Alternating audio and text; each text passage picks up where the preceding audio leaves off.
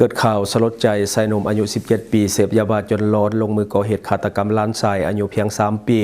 อย่างโหดเหี้ยมด้วยการหั่นศพ Time to shareสวัสดีท่านผู้ชมกลับมาพบกับรายการถามทูแสสำหรับหัวข้อข่าวที่เราอยากจะนำเสนอในวันนี้ก็คือเหตุการณ์เศร้าสลดใจที่ว่าเกิดขึ้นในโซเชียลของเราในปัจจุบันซึ่งหลายท่านน่าจะได้เห็นข่าวที่มีการแชร์กันหลายสังว่าเหตุฆาตกรรมมีหลายข่าวสำหรับมื้อนี้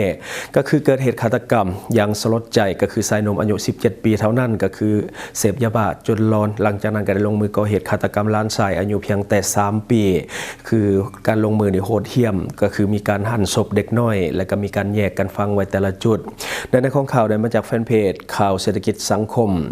อิงตามบทรายงานของแผนกตำรวจกองบัญชาการปกส.เมืองหงสาแขวงไชยบุรีให้ฮู้ว่าในเวลา 20 โมงของวันที่ 15 กุมภาพันธ์ 2026 เจ้าหน้าที่ปกส.เมืองหงสาได้รับแจ้งจากนางนกว่าในเวลา 12 โมงของวันที่ 15 กุมภาพันธ์ 2026 ท้าวสมฤทธิ์ผู้ที่ว่าเป็นลูกชายอายุ 17 ปีอยู่บ้านแทนคำเมืองหงสาแขวงไชยบุรีได้ลักพาตัวหลานชายอายุ 3 ปีซึ่งเป็นลูกของเอื้อยของตนเองในมือเกิดเหตุผู้ต้องหาได้ขับขี่รถจักรยี่ห้อจงเซินรุ่นเว็บสีแดงหมายเลขทะเบียนก็คือจจ4246แขวงไชยบุรีออกจากเฮือน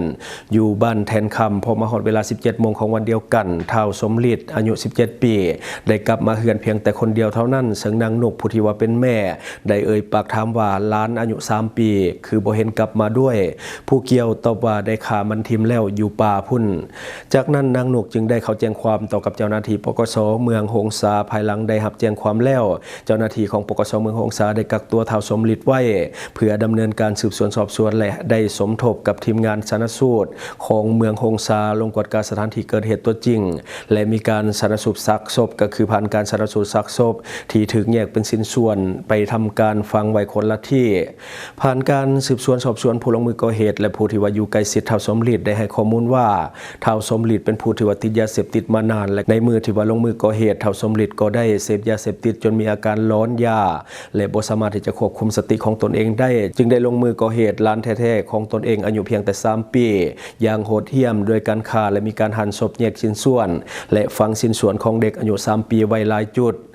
หลังจากข่าวนี้ถูกเผยแพร่ลงในโลกโซเชียลของลาวภายหลังที่ลงไปแล้วแป๊บเดียวข่าวนี้ก็ถูกตีแผ่อย่างว่องไวในโซเชียลลาวซึ่งชาวเน็ตทั่วไปก็คือได้เข้ามาวิพากษ์วิจารณ์และมีการสาปแช่งคนที่ว่าก่อเหตุเป็นจำนวนหลายถึงความป่าเถื่อนในการลงมือฆาตกรรมเด็กและก็ยังมีการหั่นศพ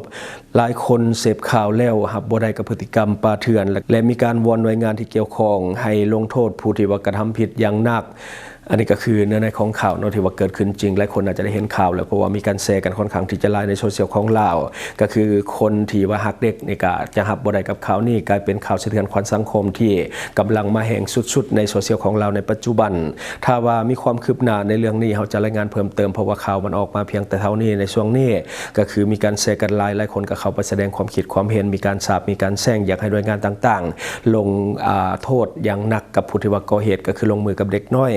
บัดนี้เฮามาต่ออีกหนึ่งข่าวก็คือเรื่องของการฆาตกรรมเช่นกันกับโหดเหี้ยมบ่ต่างยังกันนั่นก็คือเหตุฆาตกรรมที่ว่าเกิดขึ้นในวงเล่าอยู่บ้านพลสะอ่อนเมืองนากายของแขวงคำม่วนซึ่งหลายคนน่าจะได้เห็นเพราะว่ามีการแชร์กันอย่างแพร่หลายเช่นเดียวกันในของข่าวได้มาจากแฟนเพจเตียงคำนากายเนาะที่ว่าเพิ่นได้เอาลงไว้ในกระขอบใจภาพและก็เสียงจากแฟนเพจของเพิ่นเนาะเหตุการณ์เศร้าสลดใจเกิดขึ้นในตอนแรกของวันที่16 เดือน 2 ปี 2026เวลาประมาณ 18:59 น.ซึ่งเป็นการฆาตกรรมในวงเล่าที่นั่งกินนำกันเพียงแต่2 คนเท่านั้นอยู่ที่บ้านโพนสะออนเมืองนากายแขวงคำม่วนที่มาของเรื่องมีอยู่ว่าชาย2 คนนั่งกินเหล้านำกันหลังจากนั้นผู้ที่ว่าลงมือฆาตกรรมได้ใส่ผู้ที่ว่าเสียชีวิตไปซื้อเลือดมาให้และหลังจากนั้นเราก็คือไปซื้อมาแล้วผู้ที่ว่าเสียชีวิตได้เอาเลือดขึ้นไปไว้อยู่เทิงเฮือนแต่บ่ได้บอกว่าไว้อยู่บ่อนใดพอผู้ที่ว่าฆาตกรรมไปหาธงเลือดแต่บ่เห็นจึงนำไปถามอยู่เฮือนของผู้ที่ว่าเสียชีวิตว่าเอาธงเลือดที่ซื้อมานั้นปะไว้อยู่ไสพอทั้ง2 คนก็คือเฮือนไกลกันเป็นเพื่อนบ้านกันแล้วได้พากันซื้อเหล้ามานั่งกินนำกันต่อในส่วนของผู้ที่ว่าเสียชีวิตแม่นเมาแห้งแล้วเพราะว่ากินเหล้าตั้งแต่เช้าหลังจากที่ว่า ทั้งสองนั่งกินเหล้านำกันบ่ดนปานใดก็เกิดเหตุลมกันบ่เข้าใจกันและก็ย้อนความเมาทั้งสองคนก็เลยว่าลมบ่ค่อยเข้าใจกันเลยลงมือทะเลาะวิวาทกันและก็ได้ใช้ไม้ค้อนทุบหัวของหมู่จนหัวหมุนหรือว่าหัวแตกส่งผลให้ผู้ที่ว่าถูกตีเสียชีวิตคาที่ทันทีความคืบหน้าในเรื่องของสาเหตุและแรงจูงใจที่แท้จริงยังอยู่ในขั้นตอนของการสืบสวนสอบสวนของเจ้าหน้าที่เนื่องจากว่าทั้งผู้ที่เสียชีวิตและผู้ที่ว่าลงมือก่อเหตุแม้นอยู่ในอาการมึนเมาหนักจนบ่สามารถให้ปากคำได้ผู้ที่ว่าลงมือก่อเหตุแม้นถูกเจ้าหน้าที่ควบคุมตัวไว้แล้วส่วนศพของผู้ที่ว่าถูกฆาตกรรมแม้นบ่ได้เฮ็ดพิธีทางศาสนาและได้นำเอาศพไปฝังที่ป่าซ่าในเวลากลางคืนของวันนั้นเลยเนื่องจากว่าเป็นความเชื่อของชุมชนเสียชีวิตในวันศีลใหญ่ต้องได้สงสการเลยบ่สามารถที่จะข้ามวันได้จึงเกิดเป็นภาพการฝังศพในเวลากลางคืนที่กำลังถูกแชร์ไลน์ในโซเชียลของเราในตอนนี้อันนี้คือเนื้อในของข่าวโดยที่ว่าเกิดขึ้นจริงเป็นอีกหนึ่งเรื่องที่หลายคนก็ให้ความสนใจและก็ติดตามเนาะอันนี้ก็เป็นเรื่องของข้อเสียของสิ่งที่มึนเมาก็คือน้ำเหล้าน้ำเบียร์ที่เฮ็ดให้คนขาดสติจนลงมือฆาตกรรมกันได้ทั้งที่เป็นเพื่อนบ้านที่อยู่ใกล้กันทางรายการของเราแสดงความเสียใจกับครอบครัวของผู้ที่ว่าเสียชีวิตเนาะเพราะว่าเหตุการณ์แบบนี้บ่น่าเกิดขึ้นเพียงเพราะว่าขาดสติเนาะเดี๋ยวเขาจะให้ท่านผู้ชมไปเบิ่งภาพการฝังศพเนาะก็คือในวันที่เกิดเหตุก็คือในเวลากลางคืนเนาะซึ่งหลายคนเห็นแล้วก็รู้สึกบ่ค่อยดีปานใดกับเหตุการณ์ดังกล่าวเดี๋ยวไปเบิ่งภาพนํกันอันนี้ก็เกี่ยมหามลงมาฝั่งแล้วนะเพราะว่าตอนนี้ขุดขุมแล้วละ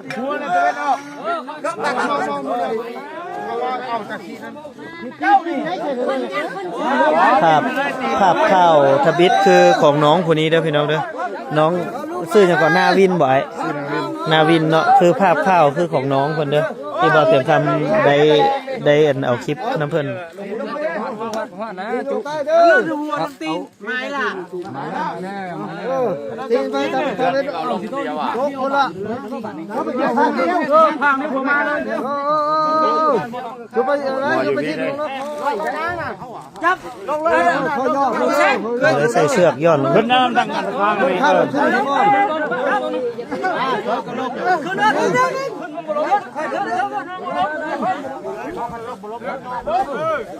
ทางนั้นเด้คนมาเลยคนมาเลยสกัดเลยมาเอามาเทียบกันสกัดบนเรือนนี่เขาลงเลยนี่บ้าถ้าได้ว่าบอกใครว่าแล้วว่าแล้ว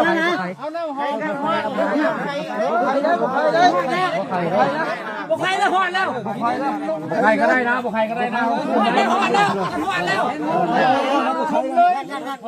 ไปไม่เปล่าทงอันนั้นมันไม่ถงหลักทงไปเช่าลงมามาแล้วถง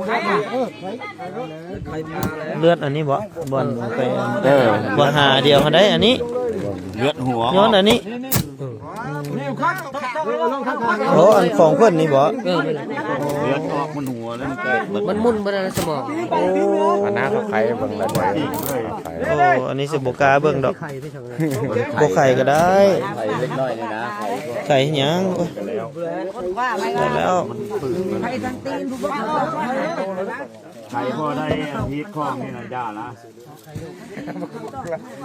ล็อกตัวจะพาเฮียได้เจ้าของโบนั่นนะตัวจะพาเฮียกาเบิ่งแล้วเฮ้ย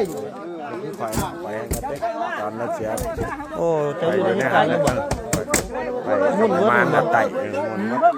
วัดวะกันแล้วเนาะมันย่าแล้วนะมันจะมาขึ้นได้เขาผมมันนั่นได้โอ้ยาท้อเอามากระเป๋าไปล้างข้างมันอยู่กับไม่มาเราเป็นผู้ใส่ผู้ปวดไปเช็คไปกวดเนาะถือว่าเอาสาเหตุมาอย่างแล้วเรียบร้อยหมดแล้วเนาะถือว่าคน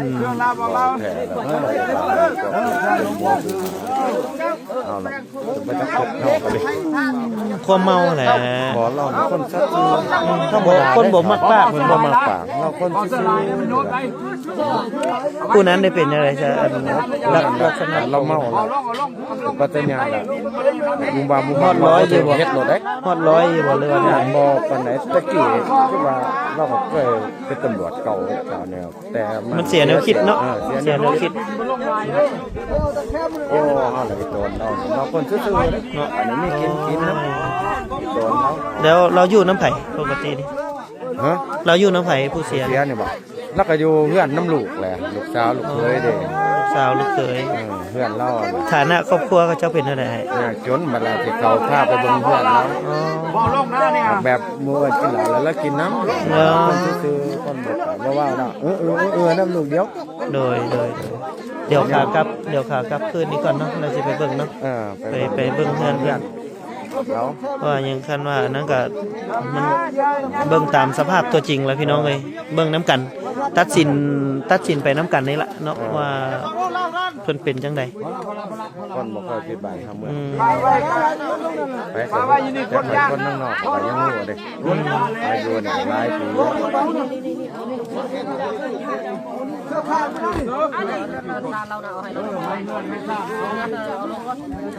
ตอนนี้เพิ่น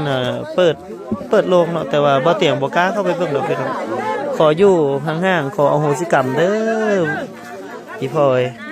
ขอให้เจ้าไปสู่สุคติ บอกเป็นเบิ่งเลยเป็นแปรเลย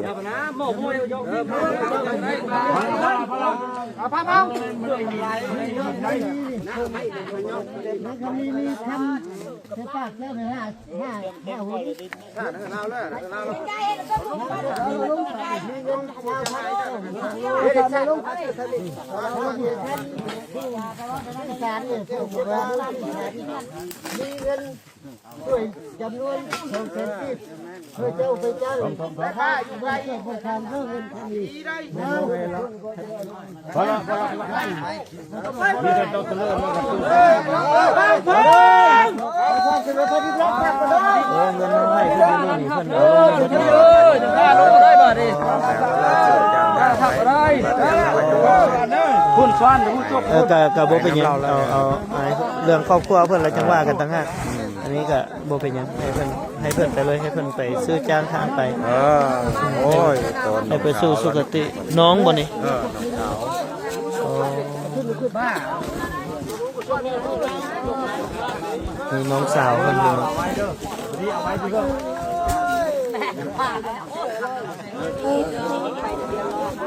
ใช่เห็นไหมนะบุกเกณฑ์ไหนคือยืนนะสุดท้ายคือเดียวนี่เดียว รอบสุดท้ายขั้นสุดท้าย เสียใจน้ำตั้งใจเอ้ย เป็นไปแล้ว บ่มีไผอยากให้เป็น นี่สุดท้ายเราเสียชีวิตไปแล้วกฎเกณฑ์สังคมมันเคยมีเกิดมีตาย มีบวชมีชิกเนาะมีเอามีปะมีห้างมีไม้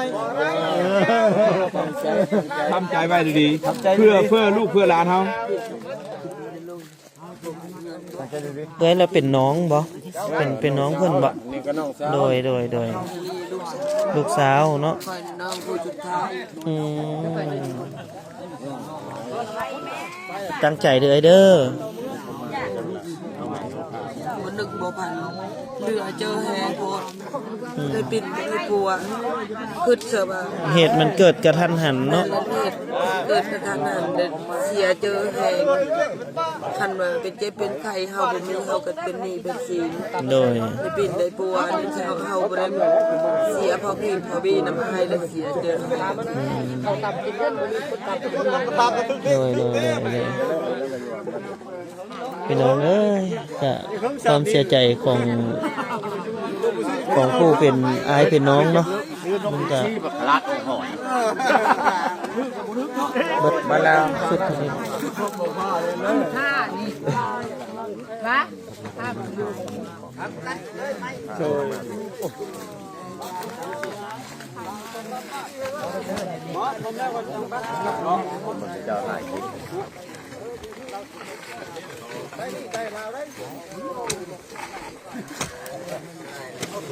เหตุการณ์ในโบคาดคิด บ่คาดคิดอีหลีเลย คาดคิดกินข้าวโคตรบุอิ่มครับได้ยินเสียงคนไทยว่องไปเลยเบิ่งนี่เลยตายแล้วตายเลยคิดเลยโบคาดคิดเลยได้กินเหล้าห้องเดียวนี่สบายชวนหูเนาะชวนหูว่าบ่อนกะปีให้มันมืดครับบ่อนปีใส่บ่ได้ ที่ว่าลงมือนั่นเดียวได้นะ บ่อนที่ บ่อนที่เพิ่นเสียชีวิตหรือว่าบ่อนลงมือนี่คือบ่อนผู้เพื่อนผู้ตีเพื่อนผู้ตีเนาะจากการให้ข้อมูลของท่านในบ้านเพิ่นว่าถือว่าคดีนี้เพิ่นก็สรุปสำนวนแล้วบ่ล่ะพี่น้องเอ้ย เนาะ ทางเจ้าหน้าที่เนาะทางเจ้าหน้าที่กุ้มเพิ่นก็ได้เอาข้อมูลก่อนที่จะเอามาฟังแล้ว เอาโดยใช้เฮือแฮนโดยขับขันและรถจนผู้หนึงได้เสีย และที่พันไปก็คือสิ่งที่เราเก็บมาเราสู่ฟังในมื้อนี้หวังว่าท่านจะได้รับสาระดีๆสำหรับท่านที่ว่าเบิ่งรายการเฮาอยู่คิดเห็นจะได้กับสิ่งที่ว่านำเสนอไปก็อย่าลืมฝากไว้ภายใต้คอมเมนต์ของเฮาและข้าพเจ้าจะเข้าไปอ่านด้วยตนเองขอขอบใจ ช่องทางที่คุณสามารถรับชมข่าวสารจาก Time to Share Studio Fanpage Time to Share Laos YouTube Time to Share TikTok Time to Share Laos Facebook สิงห์ดาราสายลินอยู่เมืองลาวใช้แต่เงินกีบลาวและส่งเสริมผลิตภัณฑ์ภายในเพื่อลดพรการนำเข้าสินค้าและแก้ปัญหาเงินตา Subscribe for more video.